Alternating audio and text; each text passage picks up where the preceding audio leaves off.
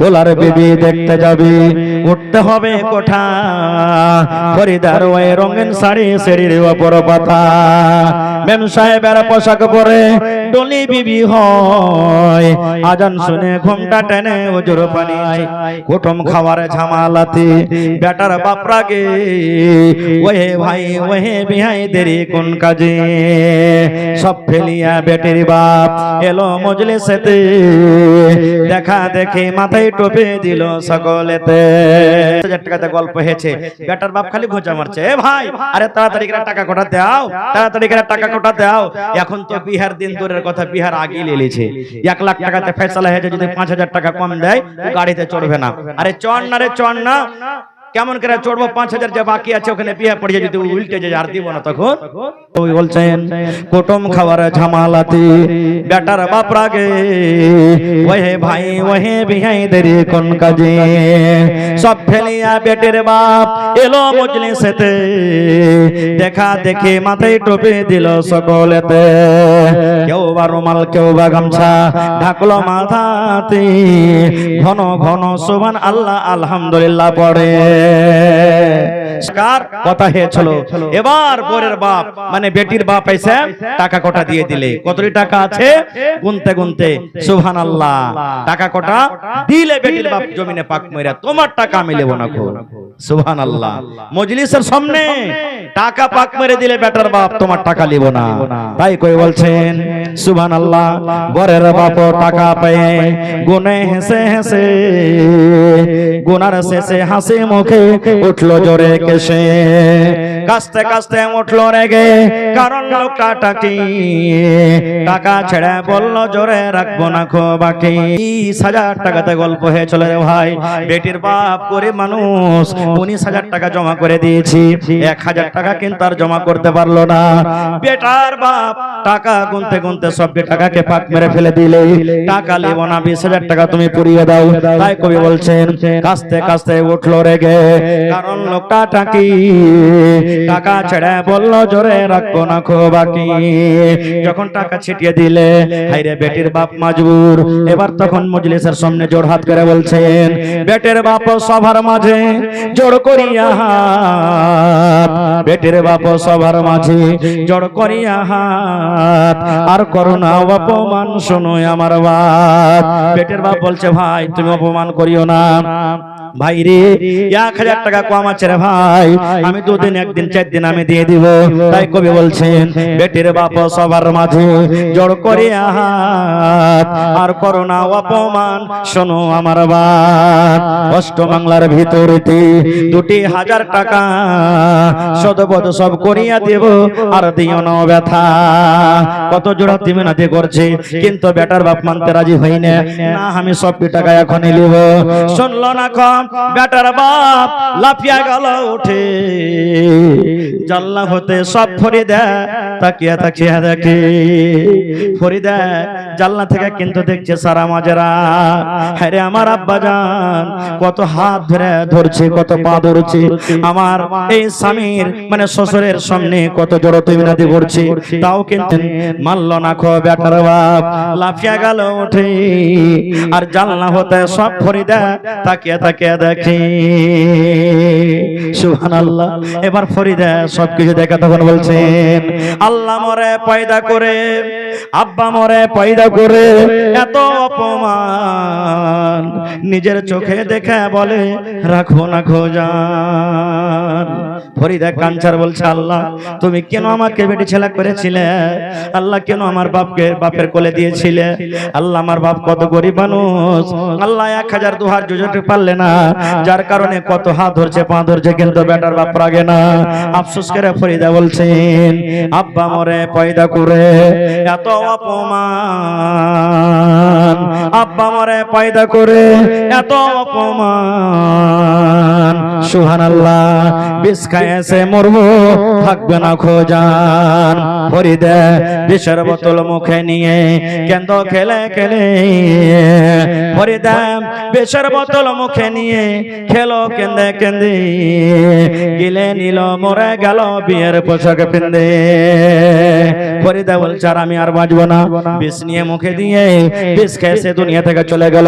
তাই কবি বলছেন ফরিদা বিষের বোতল মুখে নিয়ে খেলো কেঁদে কেঁদে গিলে নিল মরে গেল বিয়ের পছন্দি থাকু ইহার জবাব দিতে ধরবে যেদিন আল্লাহ পাক কাল কিয়ামতে লুচি বন্দে খুরমা পোলাও মিষ্টি খাওয়ার দিন বিষ খাইছে মরল কেন সমাজ জবাব দিন ইমাম সাহেব বিয়ের খুতবা পড়বে ফরিদার ইমাম সাহেব বিয়ের খুতবা পড়বে ফরিদার সমাজ তুমি জবাব দাও জানাজা কেন তার পুরের হাকিম সাহেব ছিল বেটার বাপ ফরিদপুরের ফরিদাব হবে তারা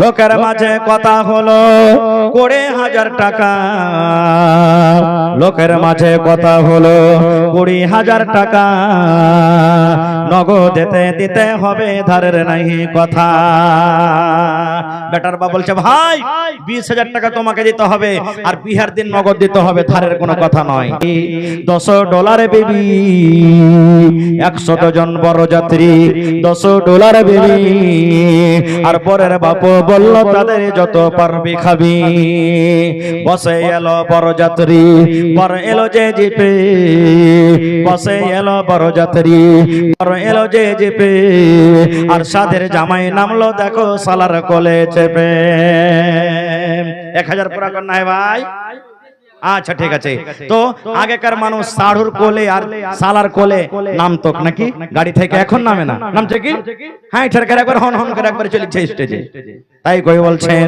ডলার বেবি বরের বাপ বলল তাদের যত পারবে খাবি বসাই আলা বড় জাতেরে বর এলো যে চেপে সাধের জামাই নামলো দেখো সালার কোলে চেপে লুচি বন্দে খরমা পোলাও মিষ্টি মিহি দানা যেবা যত পারবে খেতে নেই গো কোনো মানা পেটটা ঠেসে খেলো খানা ধরলো যত পেটে অর্ধেক খেলো অর্ধেক পাতে উঠলো এটো রেখে দেখবেন বিয়া সাজিতে 3 ভাগ করে 2 ভাগ খানা খেয়েছে 1 ভাগ নষ্ট হয়েছে না হয় না ভাই হয়েছে না হয় না জি গোশ গালা লিবে কচ্চলের কচ্চল লিবে একটু কম করে দেন তো কইবে শালারকে কাঞ্জস কত কেষ্টে পড়ায় আরে কত খাস্টা পড়া মানুষেরা যে এই 2খান 3খান করে গোশ দিচ্ছে আর যখন ওকে ভর কচ্চল করে দিবে তখন আর খাইতে পারবে না তাই কই বলছেন পেটটা ঠেসে খেলো খানা ধরলো যত পেটে অর্ধেক খেলো অর্ধেক পাতে উঠলো এটো রেখে বিয়ার বাড়ির আগে নাতে পাল টাঙ্গায় আছে ঢোল বাজছে গান গাইছে ছেলে মেয়ে নাচে খালারাকে বলবো আল্লাহ তাবারাক ওয়া তাআলা আপনাদের মান সম্মানকে উঁচা করে দিয়েছেন এক জামানা এক টাইম ছিল এমন যে আরবের কিছু কিছু মানুষ বাড়িতে যদি বেটি জন্ম নিত ওই বেটিটাকে জিন্দা জমিনে ওরা পুঁতে দিত কেড়ে দিত পড়েন সুবহানাল্লাহ জমিনে বেটিকে জিন্দা দফন করে দিত এরকম আরবের মানুষ যদি কোনো মহিলার স্বামী মারা যেত ওই স্ত্রীকে বলতো তুই ডাহিন পুরুষ খেয়ে নিলি ওই মহিলাটাকে কষ্ট দিত মক্কার লোকেরা যখন নবী হননি তার আগে কিন্তু নবীজি নবী হওয়ার পর মা খালারকে মান সম্মানকে নবীজি বাড়িয়ে দিলেন আল্লাহ বাড়িয়ে দিলেন তবে ওই মা খালাদের সম্পর্কে 2-4টা কথা বলবো আজকে ভাই আমার স্বামী স্ত্রী একটা এমন জীবন স্বামী স্ত্রী একটা এমন সংসার যদি একটা পুরুষ নিজের স্ত্রী ভালো না পায় ওর জীবন ভালো কাটবে না আর যদি একটা স্ত্রী যদি নিজের পুরুষটাকে ভালো না পায় তারও জীবন ভালো কাটবে না কাটবে ভাই টেম্পুর চাক্কা মোটরসাইকেলের চাক্কা যদি দুটাই বরাবর হয় তাহলে না গাড়ি করবে আর একটাতে যদি মোটরসাইকেলের চাক্কা রাখেন আর একটাতে যদি ট্রাক্টরের চাক্কা লাগিয়ে দেন তো জীবনটা গড়বে গাড়ি গড়বে যে ভাই জীবনে গাড়ি গড়বে না এই মতো স্বামী স্ত্রীর জীবন না হলে এক বুড়া মানুষ লোকদের কান্দাতে হাঁটছে খুব কাঞ্চার হাঁটছে একটা মাছুয়ার মাছ মারছে ওর কান্দন দেখে 80 বছর বয়স মাছুয়ার বলছে গুণিতে দাদু কেন কাঁদছো তুমি বলছে কইছ না রে ভাই তোর দাঁত ঢুঁড়ছি ওকে। তখন মাছুয়ার কইছে দাদু তুমি বুড়িয়ে গেছো, তোমার হুঁশ বুদ্ধি কিছু নাই। কইছে কেন রে ভাই? কইছে দাদি যদি মরে থাকে তো ভাঁটু দিকে ভাসবে না, উজান দিকে উঠবে। তুমি যে উজান দিকে খুঁজছো ওকে খুঁজবে তো যেদিকে পানি যেছে ওদিকে খুঁজো। কে ধের খ্যাপা তুই বুঝবি না। 80 বছর বয়স হলো, 40 বছর তো দাদি কেলে আসা হয়ে গেল বাড়িতে, জীবনে কোনোদিন ওকে কথাটা সহি পাইনি। যেটা কথা কহেছি উল্টা উল্টা কাজ করেছে জীবনে, কথা আর মতন কোনোদিন চলেনি। আজ পড়ার পর না উল্টা দিকে ভাসবে, ওই লাগা ওকে উল্টা দিকে খুঁজছি। দেখেন এরকমও দুনিয়াতে পুরুষের হাট বাজার করা পছন্দ হবে না, এরকম আছে না নাই? কথাতে কথাতে বলবে আজি বুবু জানো আমারকে হয়ে দিল আর বাপ ওয়ার হয়ে আমি ভাত খেয়ে লেনু, আমার টিকেন মাইলক ওর পাল্লাতে চলে গেল না। তা আর যদি কোনো যদি মাইলক হয়তো কবে একটু কথাটা মনে হয় বেশি হিজবে, কিন্তু কত মাখলা এরকম বলে ওর মুখে মুইতে চলি তো মরার ওর ভাত খেতে না। এগুলা ভুল, এগুলা ভুল কথা রে মা। সুবহানাল্লাহ। তো আজকে আমি বলবো কোন মহিলাটা আল্লাহর জান্নাতে যাবে, কোন বেটি ছেলে আল্লাহর জান্নাতে যাবে, কোন নারী আল্লাহর জান্নাতে যাবে। এবং আপনাদের জন্য একটা হাদিস বলবো যে কোন ধরনের বেটি ছেলেকে আপনাকে বিয়ে করতে হবে। এমনি খালি যাকে মনে হলো বিয়ে করে চলে এলেন, জি না। নবী বলেছেন 1400 বছর আগে কোন ধরনের বেটি ছেলেকে বিয়ে করতে গেলে আপনার জীবনটা সুখে কাটবে, কোন ধরনের বেটি ছেলেকে আপনি বউ করে বাড়িতে নিয়ে আসবেন আপনার জীবনটা সুখের জীবন হবে।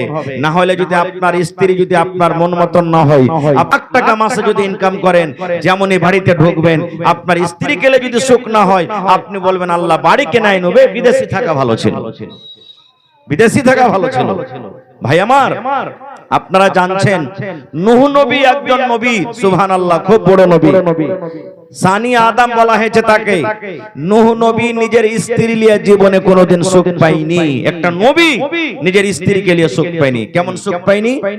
আজকে যেমন আপনাদের সামনে আমি জালসা করছি, ওয়াজ করছি, নূহ নবী যখন কোনো মানুষের সাথে ওয়াজ করতে যেতেন তখন ওর স্ত্রীটা কিন্তু কাফেরা ছিল, ওর স্ত্রীটা মুসলমান ছিল না। খো নূহ নবী যখন ওয়াজ করে বাড়িতে চলে আসতেন ওর স্ত্রীটা কোন পাক দিয়ে যাইতো আর যাওয়ার পর বলতো এ গ্রামের ভাই, এ ভাই রে তোরকে হাত ধরে পা ধরে কইছি ভাই রে খবরদার হার ওই পাগলাটার কথা মানিস না, ওর পাল্লাতে পড়ে জানিস আমার জীবনটাই ছাইছে।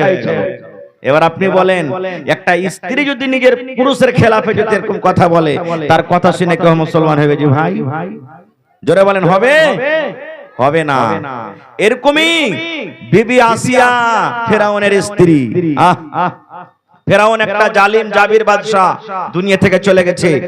নিজে আল্লাহ দাবি করেছিল ফেরাউন যে আমি হলাম আল্লাহ, এই দুনিয়ার মানুষ তোমরা আমাকে আল্লাহ স্বীকার করো, ভগবান মনে করো।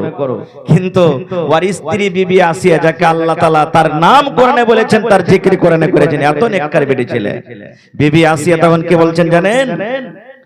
এ আমার স্বামী জান তোমার কথা আমি মানব না, তোমার কথা মতন আমি জীবন কাটব না। ফেরাউন বলতে লাগলো বিবি রে, এ আমার বিবি আসিয়া তুমি কেন আমার কথা মানবে না?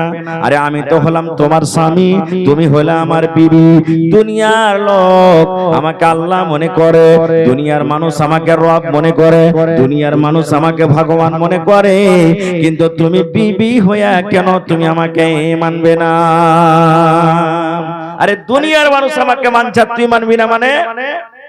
এই আমার রামপুর গ্রামের মায়েরা খালারা শোনেন, এইবারে বিবি আসিয়া কি বলেছিলেন জানেন? বলছেন স্বামী গো তুমি আল্লাহ হইতে পারো মানুষের জন্য, আমার জন্য নয়। তুমি লোকের জন্য আল্লাহ হইতে পারো, লোকের জন্য তুমি রব হইতে পারো, লোকের জন্য তুমি ভগবান হইতে পারো, কিন্তু আমার জন্য তুমি হইতে পারো না। আরে আমার আল্লাহ তো হলো ওই যে আল্লাহ আমাকে জন্ম দিয়েছে, যে আল্লাহ তোমাকে জন্ম দিয়েছে, যে আল্লাহ ভালো মন্দর মালিক, যে আল্লাহ মতের মালিক, যে আল্লাহ রোজির মালিক, যে আল্লাহ বিপদের মালিক, যে আল্লাহ বিপদকে দূর করার মালিক, সেই আল্লাহর আমি পূজা করব, সেই আল্লাহকে আমি এক বলে স্বীকার করব আর করি। হ্যাঁ তোমাকে আমি মানব, কতটুকু মানব? স্বামী হিসাবে আমি তোমাকে মানব, স্বামীর যতটুকু হক আমি হক আদায় করব, তোমাকে আমি খেতে দিব, তোমাকে আমি পানি দিয়ে করব, কিন্তু ইবাদতের মামলা যখন আসবে আমি তোমার পূজা করব না, আমি এক আল্লাহর আমি পূজা করব। নারে তাকবীর, সুবহানাল্লাহ। তাহলে ওই মা খালারা, যেই মা খালারা বলে যে আমার স্বামীটা খুব জালিম, খুব বদমাইশ, শারাবি, কাবাড়ি, বুবুরে আমি তার জুলুম সইতে পারবো না। ফেরাউন থেকে বড় জালিম কে হইতে পারে? জি ভাই, জোরে বলেন, কে হইতে পারে? হইতে পারে না। তবে হ্যাঁ, মা খালারাকে একটা কল্লা শিখিয়ে যাব আজকে। আপনারা শুনেছেন যে বলে মায়ের লোকের 36টা কল্লা হয়, শুনেছেন আপনারা? কিন্তু কোন কেতাবে লেখা নাই ভাই যে 36টা হয় কি 38টা হয়। আমিও শোনা কথা বলছি। একটা কল্লার কথা আপনারাকে বলবো, যদি মা খালারা এরকম কল্লা যদি করতে চায়, চলো না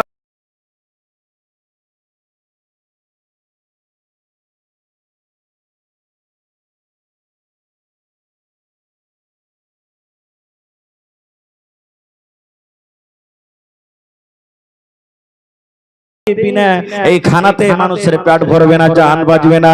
এই মতো আল্লাহ রাব্বুল আলামিনের ইবাদত বান্দাকে করতে গেলে আল্লাহ খুশি হবে, শুধু আল্লাহ আল্লাহ ডেকে আল্লাহ খুশি হবে না।